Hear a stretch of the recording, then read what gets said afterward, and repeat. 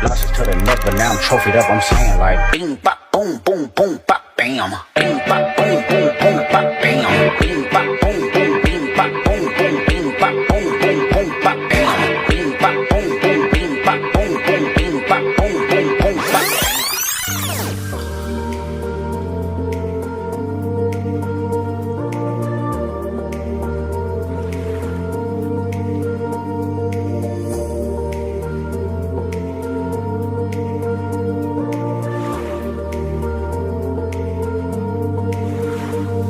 It is improving many of skills to a person.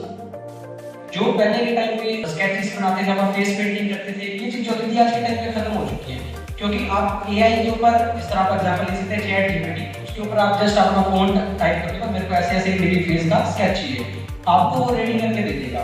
तो इससे जो एक बंदे के अंदर का टैलेंट था वो खुद ब खुद उसको खत्म कर रहा है। अगर एआई स्किल्स को रिप्लेस कर रहा है तो वो बहुत ज़्यादा हज़ार्डस जो जॉब होती है जिनमें जान का खतरा होता है, जैसे माइनिंग हो गया, उनको भी तो रिप्लेस कर दिया एआई मशीन जो खुद से कोड लाइन करती है। लेकिन उससे कई ज़्यादा लोग अपना डेली का रोजगार भी तो कमा रहे हैं, उससे अपना घर भी तो चला रहे हैं। एआई के हिसाब से जॉब्स खत्म कर रहा है। Ebooks are better than printed books क्योंकि हमें बहुत ज़्यादा एक्सेस मिल जाता है और कम स्पेस टाइम सब कुछ हमारे सेव हो जाता है। देखो जो ई बुक्स है ना, वो ई बुक्स का मतलब ये है कि आपको कोई ना कोई टेक्नोलॉजी आपके साथ में रखनी पड़ेगी।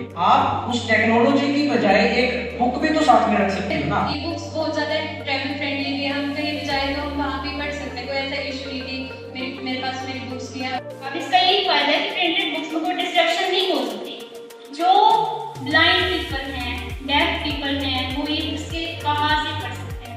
बुक्स को ई-बुक्स में कन्वर्ट करके उन्हें आवाज दे सकते हैं। और जो सबसे बड़ी आज तक की वर्ल्ड में लाइब्रेरीज बनी है, वो सभी प्रिंटेड बुक से ही बनी हुई है, ठीक है, क्योंकि नॉलेज लेने का जो सबसे बेस्ट स्रोत है उसको एक प्रिंटेड बुक्स को माना जाता है, ना कि डिजिटलाइजेशन।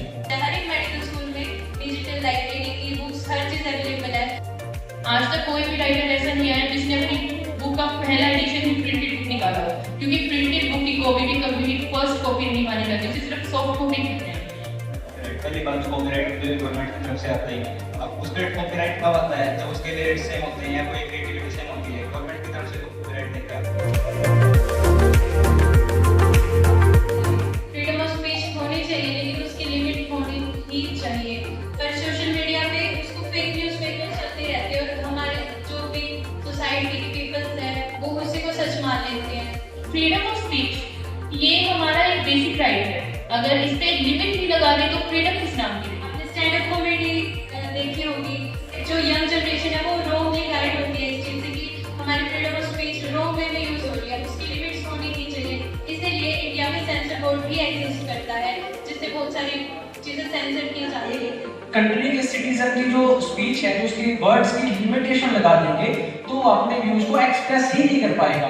सेंसर हर चीज पे लागू नहीं होता। आप किसी को भी ये नहीं कह सकते कि मैं अभी बोल रही हूँ तो मैं नहीं बोल सकती क्योंकि मेरे पे सेंसर अप्लाई है। अगर कोई वर्कर आपसे टॉक करे तो फिर आप कोर्ट में जाओगे, और आप कोर्ट में कैसे जा रहे क्योंकि आपके पास फ्रीडम ऑफ स्पीच है। अगर आपके पास फ्रीडम ऑफ स्पीच नहीं हो तो फिर आप कोर्ट में भी नहीं जा सकते।